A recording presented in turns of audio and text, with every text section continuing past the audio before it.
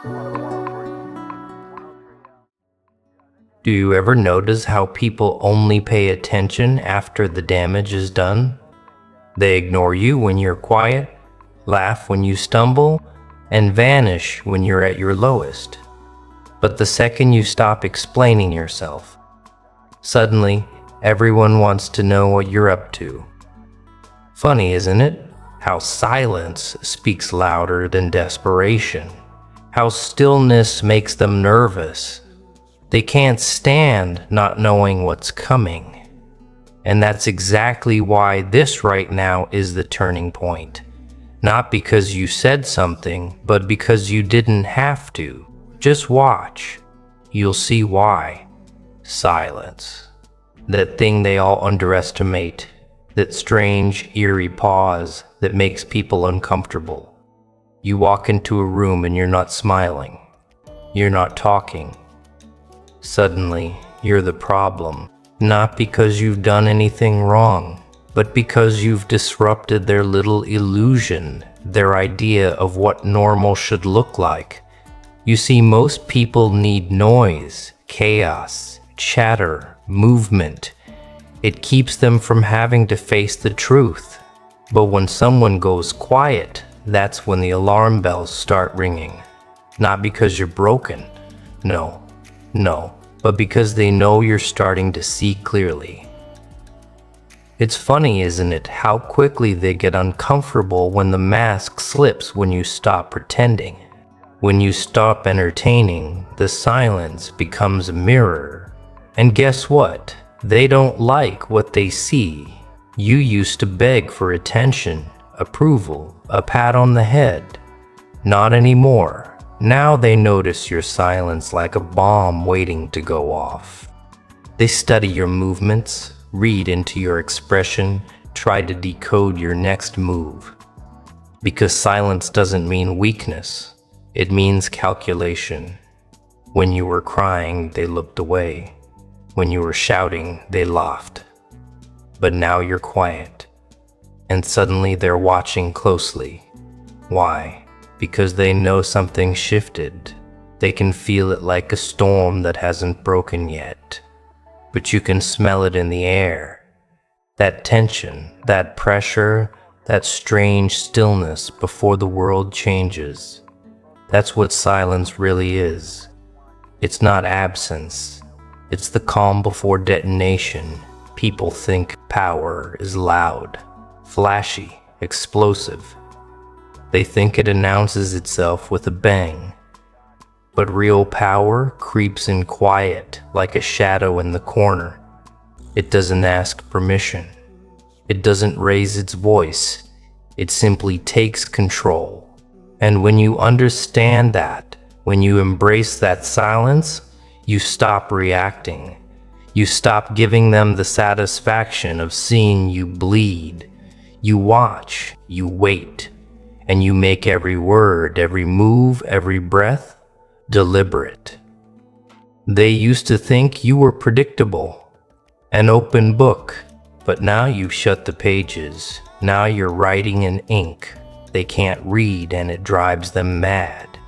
They poke, they prod, they try to provoke a response, any response. But you've gone still. You've become the quiet they can't control. And in that silence you found your edge. Let them underestimate you. Let them think you've fallen off. Let them think you're done. That's when you have them exactly where you want them. Because when you're quiet, you see everything. You hear what they say when they think you're not listening. You notice who claps when you lose. You learn the rhythm of their gains, their lies, their masks, and you start playing by different rules. They don't fear you when you're loud. They expect loud. They prepare for loud. But when you say nothing, when you vanish into yourself, when you stop defending your name, that's when the tables turn. That's when the power shifts because now they're reacting to you. Every second of your silence echoes in their heads. Every breath you take makes them second guess their own. You've become a presence. Silence is a weapon, but only in the hands of those who know how to wield it. Most people are too scared of their own thoughts to be quiet. They fill the air with nonsense, hoping to drown out the fear. But not you. You've learned to sit with the silence, to own it, to become it, and that terrifies them. You're not here to explain. You're not here to perform. You're not here to fix what they broke.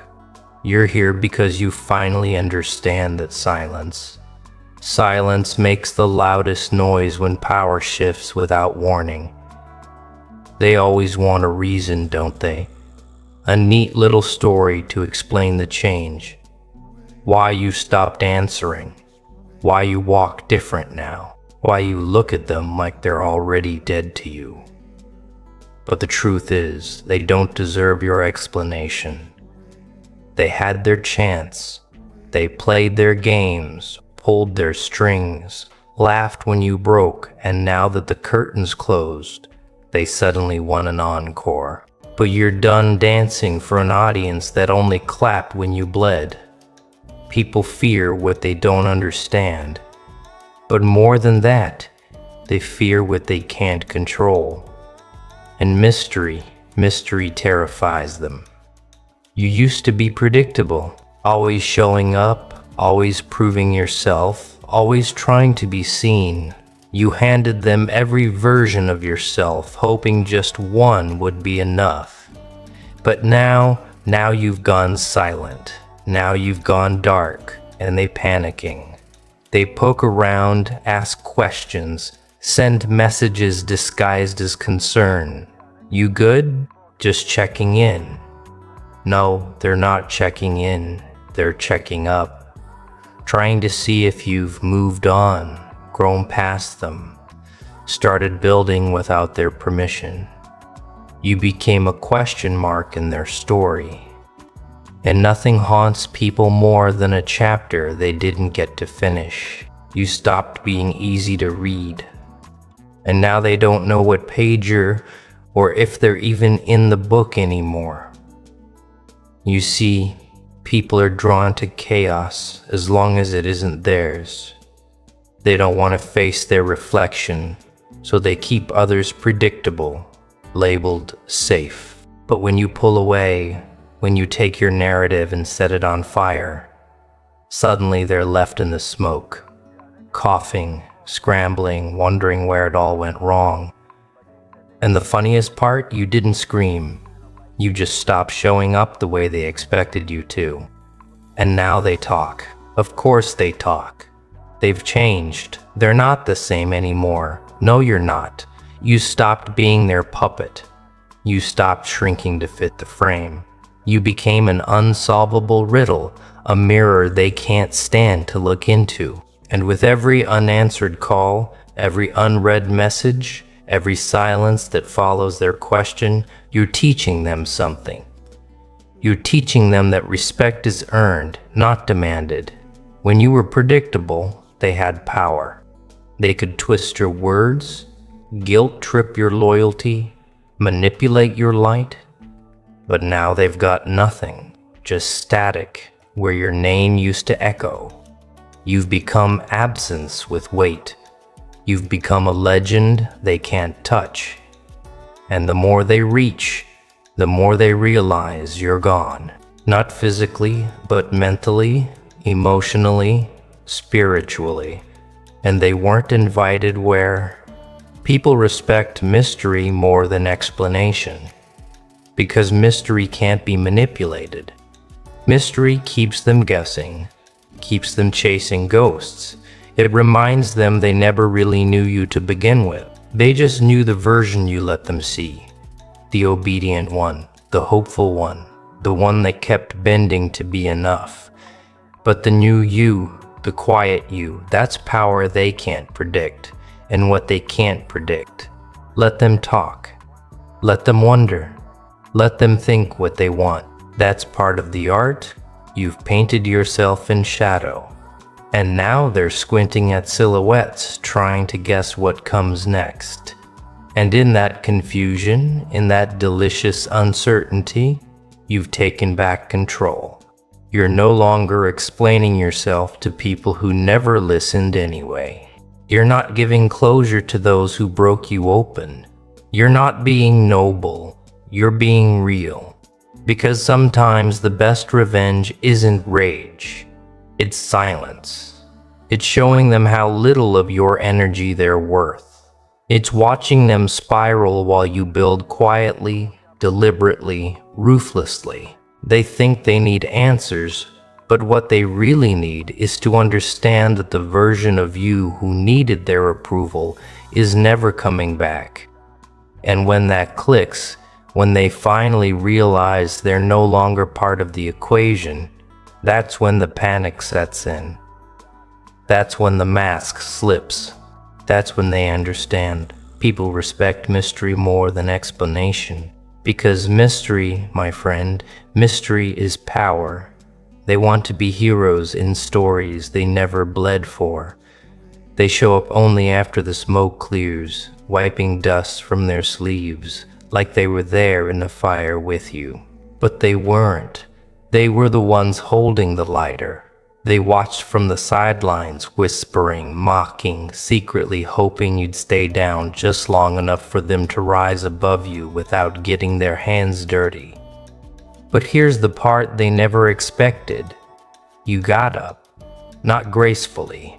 No, you got up crooked, eyes darker, smile twisted. And they didn't like that version of you because that version of you remembers everything. You remember the silence when you cried out, the laughter behind your back when you stumbled, the eyes that looked past you when you needed someone to look at you and see more than just weakness. And now they come crawling with new words, dressed in fake concern, hoping maybe, just maybe, you'll forget who they were when it mattered. But you don't forget. You count. You catalog. Not out of bitterness, but claw ledger of loyalty, of absence, of betrayal. See, pain has a funny way of carving clarity into you. When everything falls apart, the masks do too. And what's left underneath? It's never what you expected. Friends vanish, family folds, lovers flinch, and there you are in the wreckage realizing the only person who showed up for you was you. That changes a man. It breaks something, yes, but it also builds something. Something sharper, something colder, something that doesn't flinch anymore when people walk away. They say you've become distant, cold, dark. But what they don't understand is that you were forged in darkness. You didn't choose it. It chose you, and now you don't fear it. You wear it like armor. You stopped waiting for a rescue that was never coming. You stopped expecting apologies that were never honest. You stopped playing nice just to keep people who were never real. And they noticed. Oh, they noticed. They talk about how you've changed, but they never talk about what they did to make that change necessary. They remember your reaction, but forget their role. Convenient, isn't it? The way people edit the past to keep themselves innocent. But you remember it all, not to dwell. No, not that. You remember, so you never fall for the illusion again. You remember. So the next time someone tries to hand you poison wrapped in charm, you recognize the taste.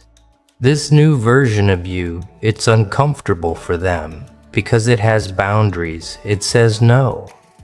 It walks away without explanation. It doesn't apologize for putting itself first. That scares people, especially the ones who benefited from your self-destruction. The ones who feasted on your silence. They miss the old you, not because they loved you, but because the old you was easier to manipulate, more pliable, less danger. But the thing about falling apart is if you survive it, you learn. You learn how to rebuild without the pieces that broke you. You learn the power of solitude. You learn that peace isn't always quiet. It's knowing you don't owe your energy to people who drain it. You learn that love, respect, loyalty, they aren't just words, they're currencies. And if someone isn't willing to pay the price, they don't get a seat at your table. They don't get to ask why you're silent now, why you stopped texting, why you don't show up like you used to. They forfeited the right to your presence when they turned absence into a pattern. And now they're confused, unsettled, watching you rise from a distance, wondering how they lost access to something they thought they'd always have. That's the part they never planned for. That you'd get tired, that you'd grow teeth, that you'd stop bleeding for people who only showed up when it was convenient. So now you walk different, speak different, smile less, but mean it more. You don't perform anymore. You don't seek validation from the same mouths that once spit on your name. You learn to validate yourself. And once you taste that kind of freedom, you can't go back. They can't reach you anymore. You're on a different frequency now. One built on truth, not illusion. And they're still stuck trying to figure out how you turn your pain into power. They all laughed when you said you had a dream. Not the polite kind of laugh. The kind that stings, that lingers. The kind that tells you without words, "You really?" They don't say it out loud, but you can hear it in the silence, in the eye rolls, in the way they change the subject when you speak. They treat your ambition like it's a disease. They talk about being realistic, like that's the medicine you're supposed to swallow. But deep down, they're not protecting you from failure. They're protecting themselves from the discomfort of watching you become what they couldn't. You see, people love it when you stay small, when you keep your head down, when you play the part you've always played. Because if you rise, if you break the mold, if you dare to believe in something bigger, it forces them to confront the prison they never tried to escape. Your progress is a mirror, and not everyone likes what they see in a mirror. They don't want to be reminded of what they gave up on, of how they settled. So instead, they call you crazy. They call you obsessed. They call you unrealistic. And they do it with smiles, with love, with that tone that pretends to care but reeks of fear. But you kept going even when the door slammed, even when no one clapped, even when all you had was grit and rage and a vision so clear, it hurt to look away. You didn't need their applause. You needed silence. Silence sharpens the blade. You learned to walk through fire without flinching. You learned that the world doesn't give you permission. It waits to see if you'll break. And if you don't, if you rise, then they pretend they always believed in you. That's the trick. They rewrite the story when you win. So you keep moving, not because it's easy, not because you're fearless, but because something inside you refuses to die. That little flicker, that voice that says, "There's more." They tried to snuff it out, and maybe for a while they did. Maybe you believed them, maybe you shrank, maybe you played small because you thought that's what love looked like. Acceptance with conditions. But now you know better. Now you realize that real love doesn't ask you to shrink. Real love fans the flame. It hands you gasoline. You remember every laugh, every doubt, every time they looked at you like you were delusional. Good. Don't forget it. That's fuel. That's memory. That's the ache that turns into action. You don't have to prove them wrong. You just have to prove yourself right. And the more they talk, the more you build quietly, ruthlessly, with precision, with madness. Not because you're trying to hurt them, but because you're done letting them hurt you. They don't understand that failure doesn't scare you anymore. Rejection. You've tasted it so many times, it's almost sweet now. It's familiar. But regret, that's the one thing you won't tolerate. You'd rather die on the climb than rot at the bottom pretending you never wanted to go up in the first place. And that makes you dangerous. That makes you untouchable.